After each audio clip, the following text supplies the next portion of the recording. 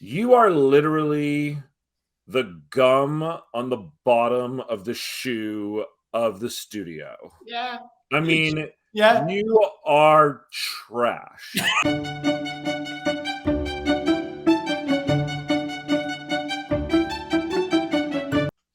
So it's what should we talk interesting. about today before we? So there's two things I'd like to talk about today before we jump into our actual outlining work. Yeah. One's a little bit more of a kind of, what's the right word? Something that we actually have discussed and even touched upon this morning, which is how, as a writer, do you maintain your drive, your ambition, your passion, over the course of a career? Yeah, it's funny. I was going to write a blog post about this. Interestingly enough, it's funny you say this. Yeah, and it can be long term over the course of a career. It can be, how do you maintain your enthusiasm over the course of a script? Over a single script, sure. I mean, we are in development on a project. We talked about this the other day. That has been 2 years in development from initial concept to today, and 2 drafts of a screenplay, and it was a pitch as well. And it's how it's gone through 3 full iterations. I know. Actually 4 because the pitch changed once. 4 because the pitch changed. Absolutely right. Yeah. Really great. And I think, let's talk about it from a script perspective first of all, but then we'll talk about we can start small and then go bigger, because I do think from a career perspective there's a different angle, because there is the how do you keep creative passion, and as a writer and a professional writer, that's important. You need to continue to have passion, but then there's also like, how do you do it? Because I think one thing that nobody ever teaches us, no one ever really goes into what a writing career actually looks like. Absolutely, because there are a lot of ideas about what it is, and it's very different. I didn't know what it actually was going to be. You and I were writing like most screenwriters start, and we were just writing scripts, and we were hoping to one day get a manager or an agent, thinking, okay, we'll go and we'll sell some scripts, and we'll who knows, and then maybe one thing will get made. And then there'll be multiple things will get made, and then I'll have the life of my dreams, and everything will be okay. And from what I feel like is taught in film schools, and this obviously, the caveat being, I have never been to film school, but from what I've read in other people's online posts, or the people that I've spoken to who did go to film school, because I have some very good friends who did, the actual ins and outs of what it means to be a screenwriter is not taught. The craft is taught, a little bit of the kind of basics of Hollywood might be taught, but what you actually need to know and how to survive as a professional screenwriter is not taught. And it's Derek Kolstad. I can talk about Derek a lot on this show, but he once said, and I really liked it when he said it, because I was like, he said, you work hard so that you can work hard. And I always really liked that, because it's like, there's never this moment where you stop hustling. Right. You are always going to be hustling as a screenwriter. You just are. As a TV writer as well. Yes, it'd be great if you get on a show for however long. That's great. I mean, how fantastic need your next show. But at some point, that show's going to end. And is there a version where, there are incredibly successful screenwriters who have enough money to live off for the rest of their lives and their families? Yes, totally. There are. Those people are still hustling too. Those people want to keep working. They want to keep working, because actually you need that. But anyway, it's this aspect of constant hustle. And bringing it back to the concept, it's script-wise, but then kind of building it out actually from a kind of idea of that. It's like you have to find the things that you love. And we had this morning. We both came this morning. I was feeling a bit down, a bit blue. I've not been sleeping very well, feeling a bit anxious about various things. And we had a little chat about it, which was really great. One of the great reasons why talking to your writer friends or partners is so great. So you can go, hey, I'm feeling this way, blah. And they having go, yeah. that community, having a writing community is so important. And you have solace in that. And then what did we do? Did a little bit of work on our other spec that we're working on, which was great. Yeah. And then we came up with a fucking killer idea that I can't stop thinking about. And that we're not going to mention live. No.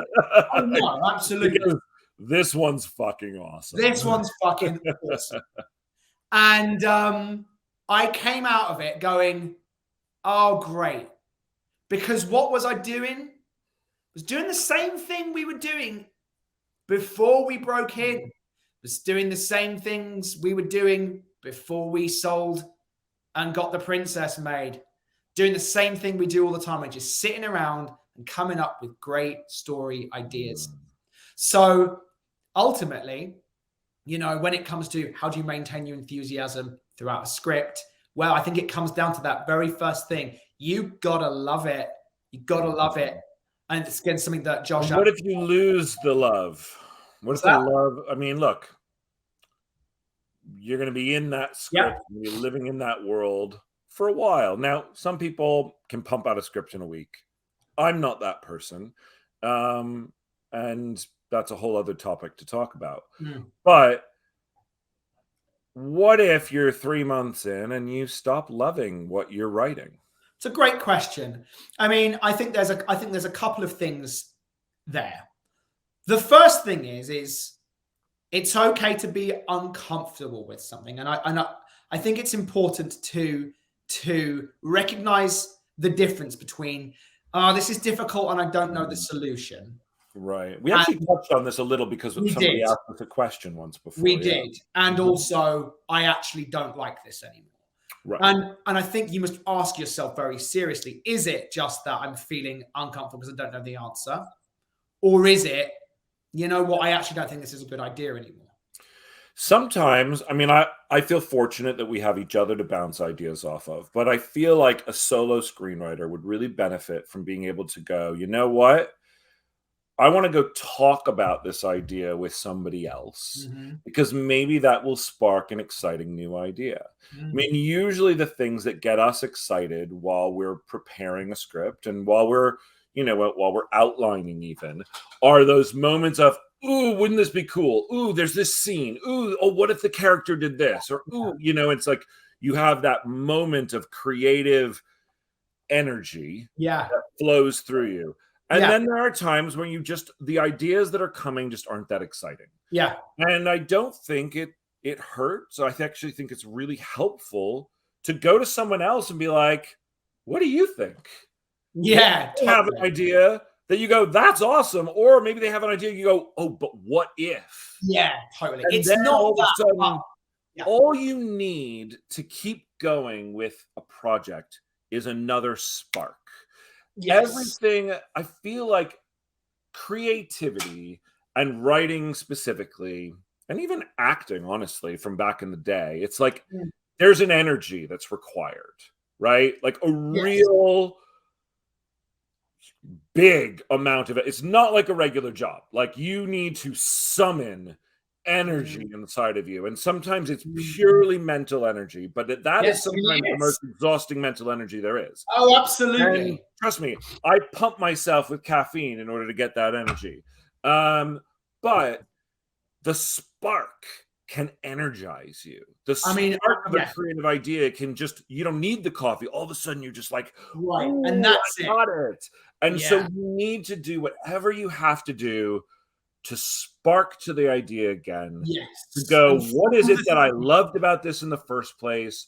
And maybe I just live in that for a little while. Maybe I just remember, oh, I love this character. And maybe you just get excited about him or her for a little bit before you continue moving on, because maybe that sparks the energy. It's interesting, isn't it? Because the project that I referenced a minute ago that we're going on for 2 years, it's still, regardless of how much development it's gone through, it still sparks. And it's still, you know, this was a brief one-line pitch we made to a producer, very big producer.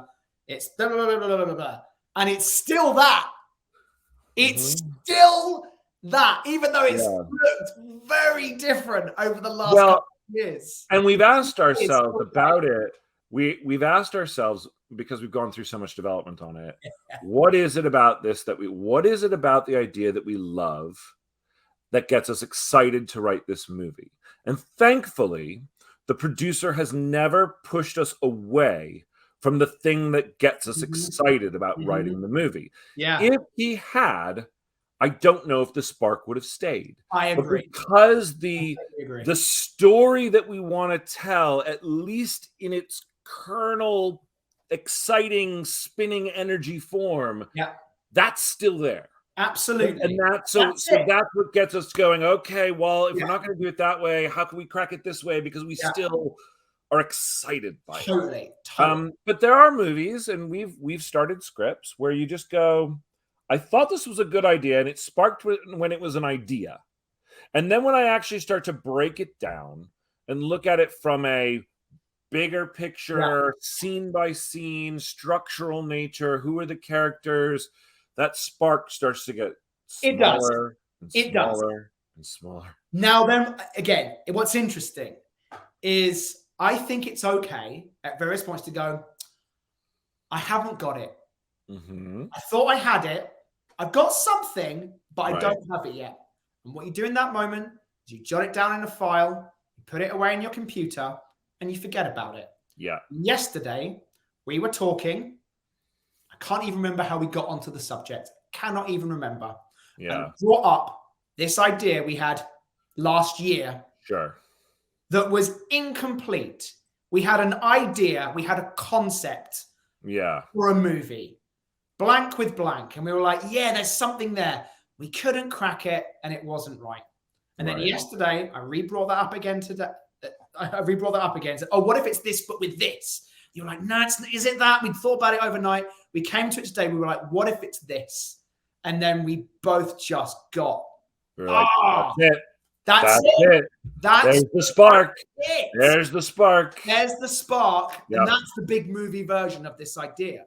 Yeah. So if it's not happening, it's okay. I mean, again, it's those two things. Sit with it, right? What's the difference between going, I'm uncomfortable with it, let me just keep poking around it and going, oh, it's actually that, or go, let me put it in the drawer, forget about it, and then one time, I mean, honestly, there are elements of this script, that we're working on right now. That have been in other things, absolutely. Been in other things. We had an idea that 100% we've taken. And look, writers do this all the time. You steal from yourself, but subconsciously. And then you go, oh, that's in that other script. That was in that other. I really liked that. I really liked that scene. And somehow I've managed to bring that scene into this. But I want to switch gears because it's been about 15 minutes. Sure. And I know we don't want to go more than half an hour on these topics. Because I do think it's interesting and important to talk about sustaining a career as a writer. Yeah. Because I think most people, although I'm sure there are plenty that love their day jobs that may watch this and go, I just want to write scripts on the side. Or I just want to write a novel on the side. And that's totally fine. Yeah. Most of us, I think, start screenwriting because we want a career in movies. And we want to write professionally and have that be our day job, right?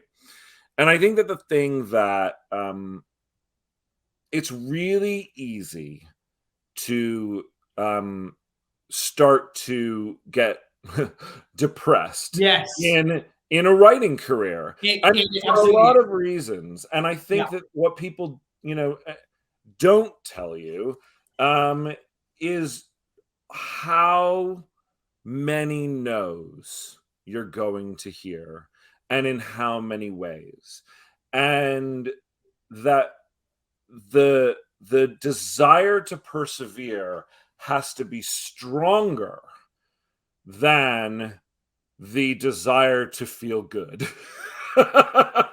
Very interesting way of putting it. Yeah. And I've talked about this at some points in the past. I can't remember if I've ever talked about it on this podcast. When we first became involved with the WGA, the Writers Guild of America, our union, and go to various big union events, typically when we might be talking about various negotiations or having big town halls with our elected leadership. And sometimes I would look over at these old seasoned writers, not necessarily old in age, but old in experience. Been around a while, yeah. Been around a while. And I just kind of feel like they just had this kind of like Hollywood had beaten them down. And they were just kind of cynical and not all the time. Not all the time. Well, again, it's not targeting out specific people. We just kind of got this energy of just like, ugh, so fucking hard. Yeah. It's because hard. It is really hard. It's a really hard career to be in. And just to talk very specifically about screenwriters versus TV writers, because I do think there is a pretty big difference. Yeah. Both are incredibly hard. Yes. And we play in both. Although we've never been staff writers. We've never been staffed, but we want to be in television as well. Yeah. We've written pilots for studios. But the thing about being a screenwriter is, and one of the things people don't tell you, is you are literally the gum on the bottom of the shoe of the studio. Yeah. I mean, you are trash. and it's like, you go, but wait a minute. And this is the attitude I think most screenwriters take at first, because you go, well, but there wouldn't be a movie without me. I came up with this idea. I wrote that first script. I sold that script to you. That movie, that's my idea. All you people have jobs because of me. And they go, fuck off. I mean, right? Yeah. They do. They buy your idea. The contracts are negotiated, even if it's an original spec, as if this were a work for hire. As if it were their idea first. As if it were their idea, which is important for certain things. Let's be clear about this. Certain union things. We talked about them at another point. But they treat it as if it were work for hire, and then they can very easily and do replace you, fire you off your own movie. Yeah, because it's their idea, apparently. There are very few writers, most of whom are writer-directors. Yes. Or writer big-time producers. Right. Who have any real clout when it comes to their projects. Now, what's interesting is, like, there are writers who will produce other people's things and actually have more say and more respect on those other things than they will on their own projects, which is bonkers to me, but whatever. And I think that, just taking it from a step back as you go, but I've worked so hard, so many years. Look, I've been doing this 20 years now. You work so hard to break in. And for us, for screenwriters, it's a journey, and it's filled with passion, and you're getting better at your craft, and you finally hit that thing, and you hit that sale, and you're like, I have my WGA card. You should respect me because I'm a professional writer. And nobody does. And that's it. Is that the phrase that's spinning around my head? It's like, you work hard and really become the best version you can be. You spend hours toiling away at your script and finding the way to get through so you can become a small cog in a mega corporation. Right. But here's the thing, and I'm not going to dwell into the negatives because that's not what this is about. Accepting that as your reality will make you happier. Absolutely. Because that is how you survive as a screenwriter. Yeah. You have to, like, and look, there are certainly very nice people out there, but at the end of the day, even the nicest producers and the ones that we consider friends have to accept the reality of what a writer is as well. We have 2 projects with a producer that we've known almost our entire careers. We love him. He's a great guy. If we got fired off of one of those movies, I would not be surprised, and I would not hold him responsible. I'd be disappointed, But I would, but there is just a reality to this business. And I think that is something that is not taught. How do you handle that kind of consistent, like pushing you down, and still have the desire to keep doing it, and also to go through years of maybe not getting anything made, to go through years of not maybe getting anything sold, to come back and go, well, I'm going to write my next script. And that's it. And that's why I want to bring it back to why I feel like that's what it comes down to, starting this conversation. Because at the end of the day, what happens is you come back, you find an idea that you love, that creatively fulfills you. And that is why you keep getting up every day. Doing this is to explore those stories. Yeah.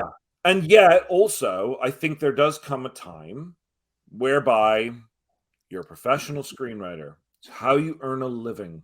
You have a family, you have a mortgage, you have car payments, you have kids. I'm talking about myself.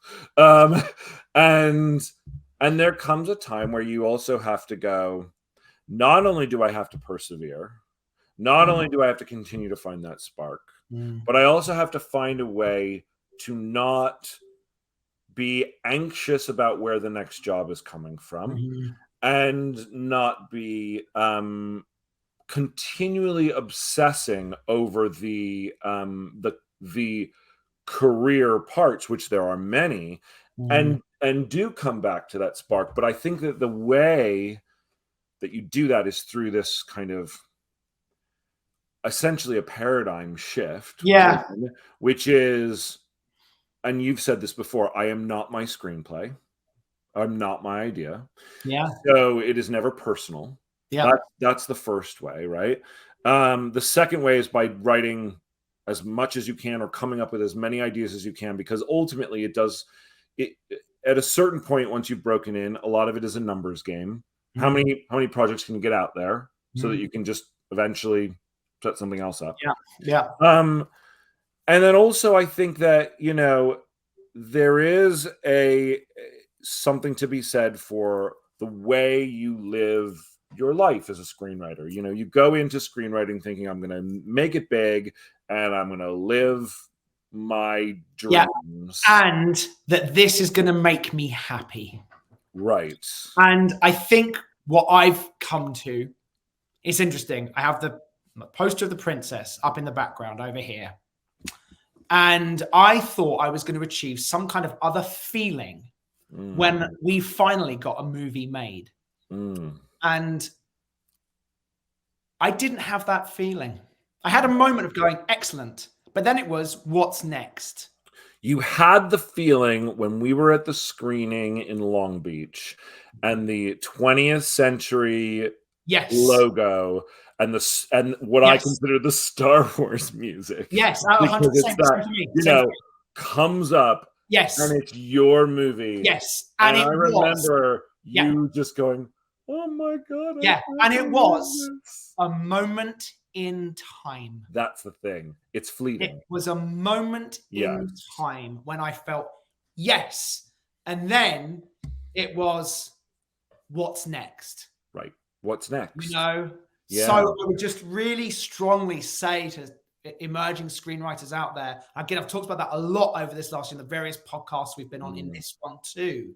It's like, this becomes a very difficult job, a very challenging job, a very emotionally challenging, very creatively challenging. All those things are good challenges, and there is satisfaction to be had in that work. There is in working towards something, but it's never going to be this moment of like, oh, you finally made it.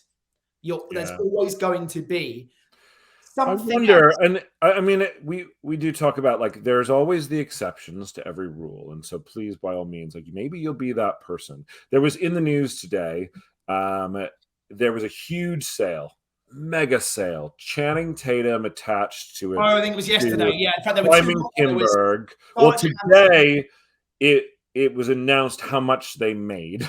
Oh, really? And Simon Kinberg is the writer.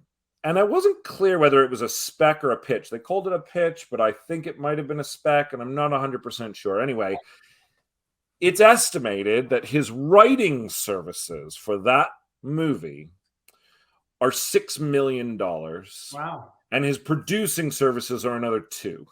I mean, I would imagine he's going to make $8 million, but $6 million for a script may actually be the largest. He may end up being the highest paid screenwriter ever as a result of that. I don't know that there's ever been a script sold for $6 million before. Like Shane Black used to be like the like title winner, right?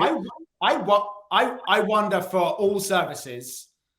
Well, I mean, and I don't know the details of his contract. Maybe maybe there's no steps. Maybe they have him under contract until the movie is done. Maybe they do. You know, I mean, and I know a huge part of it is also producing services. But the point being, you have one of him, you know, who, he is that writer who is going to have his $27 million home in Bel Air. And all his ex-wives and children to pay for. And well, I don't know Simon, and I've heard he's a wonderful guy. I don't know anything about his ex-wives, but but the majority of writers don't see that happen. And the majority of screenwriters, you know, if you become a professional and you do sustain a career, you can live a very nice life. Yeah, you can even, if you work regularly, you can afford to live in LA, which is not that easy to do. But it's not a get-rich-quick scheme. I mean, it's not even like look, our first sale was for $1 million, which was just a fucking I know, and it doesn't mind blown like that for 99.9%, right? And even that, when you started to break it down, while it was life-changing, you go, no one prepared us for how to handle that from a longevity career standpoint. Anyway, we have now talked for longer than I wanted to, and there are even more things to talk about on this topic, even in terms of just like what to expect that month after you break in. Yes. What to expect the year or two after. How long does heat last? What do you need to do?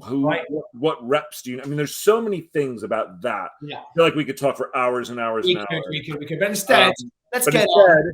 At 30 minutes on the nose, we're going to over